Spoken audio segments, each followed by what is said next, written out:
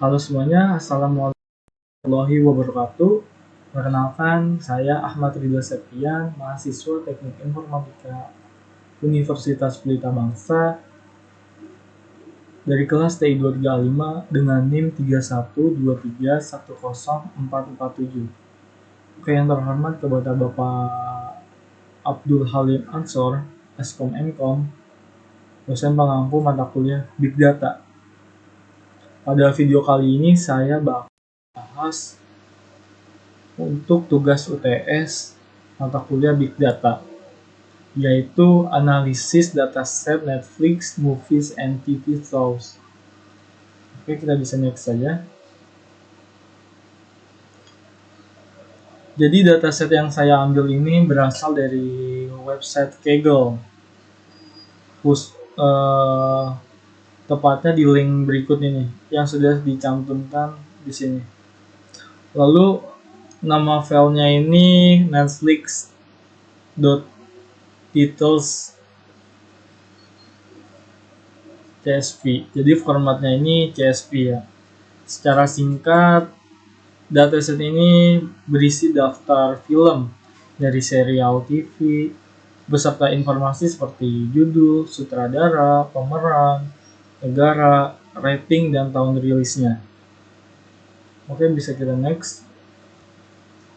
Sekarang kita lihat ukuran datasetnya. Setelah saya jalankan menggunakan program Python, ukuran filenya ini 3.24 MB. Kalau dikonversi ke dalam gigabyte, 0,0032 GB. Jumlah barisnya itu terdapat 8.807 dan jumlah kolomnya ini ada 12. Jadi memang ini bukan dataset yang sangat super besar, tapi sudah cukup untuk kita olah dan dianalisis. Okay, next. Selanjutnya kita lihat jenis data yang ada di dalam dataset ini. Jadi totalnya ini ada 12 kolom ya. Tetapi di sini saya hanya menampilkan 5 saja. Kita bisa lihat tipe datanya ada teks atau string dan angka.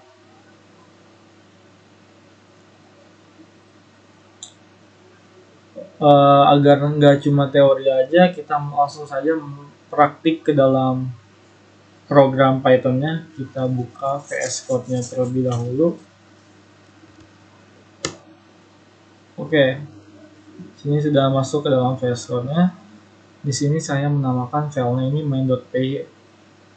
Oke, di sini kita menggunakan dua library saja ya, Pandas dan OS. Jadi Pandas ini fungsinya untuk membaca dan menganalisis isi datanya. Sedangkan OS ini hanya untuk menghitung ukuran dari file dataset ini.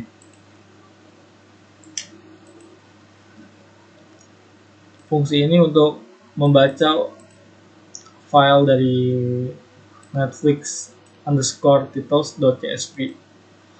Lalu pada os.pet.size ini untuk menghitung ukuran file datasetnya. Lalu pada df.set ini untuk menghitung jumlah baris dan kolom. Lalu pada df.dtypes ini untuk mengidentifikasi jenis datanya. Misalkan ada jenisnya teks, angka, atau tanggal. Lalu pada terakhir ini df.head ini untuk melihat contoh data yang ada di dalam dataset tersebut. Kita langsung jalankan saja tanpa basa-basi. Kita buka terminal terlebih dahulu. Oke, kita bisa running dengan ketik python.main.py.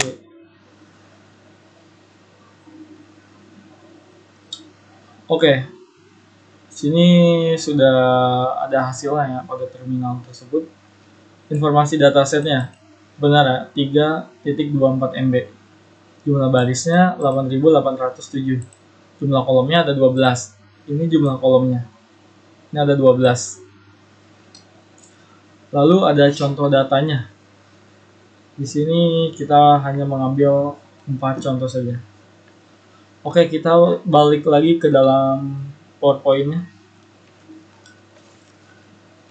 Kita next aja.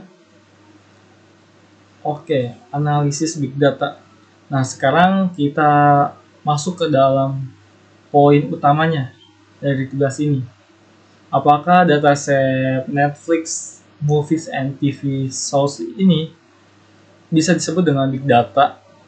Jawabannya itu belum bisa ya. Kalau kita pakai teori 3V ini, yaitu volume, velocity, dan variety, dataset ini masih belum memenuhi ketiganya. Dari segi volume, ukurannya kecil, hanya 3.24 MB. Masih bisa diolah di laptop tanpa masalah. Dataset yang tergolong big data, ukurannya itu sangat besar. Berukuran sampai ratusan gigabyte, terabyte, bahkan sampai petabyte. Dari segi velocity, dataset ini sifatnya masih statis ya.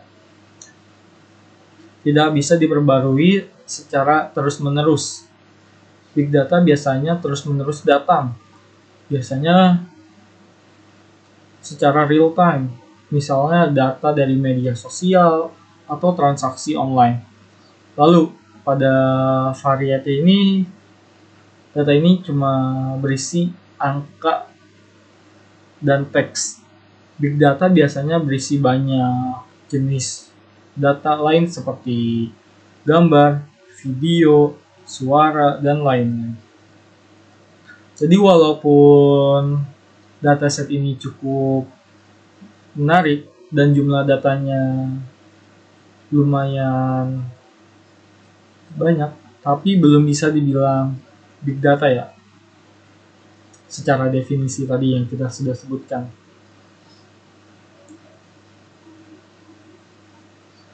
Oke, jadi kesimpulannya dataset Netflix, movies, and TV shows ini memiliki ukuran 3.24 MB, terdiri dari 8.807 baris dan 12 kolom, dan berisi informasi film seperti judul, tahun rilis, genre, dan deskripsi. Berdasarkan karakteristik big data, yaitu volume, velocity, dan variety, dataset ini belum memenuhi kriteria big data karena ukurannya yang kecil, tidak real time, datanya masih homogen. Tapi tetap dataset ini menarik banget buat latihan, misalnya buat rekomendasi film atau visualisasi tontonan di Netflix. Sekian dari saya. Terima kasih sudah menonton video ini sampai akhir. Semoga penjelasan yang saya berikan ini bermanfaat dan mudah dipahami. Terima kasih. Wassalamualaikum warahmatullahi wabarakatuh.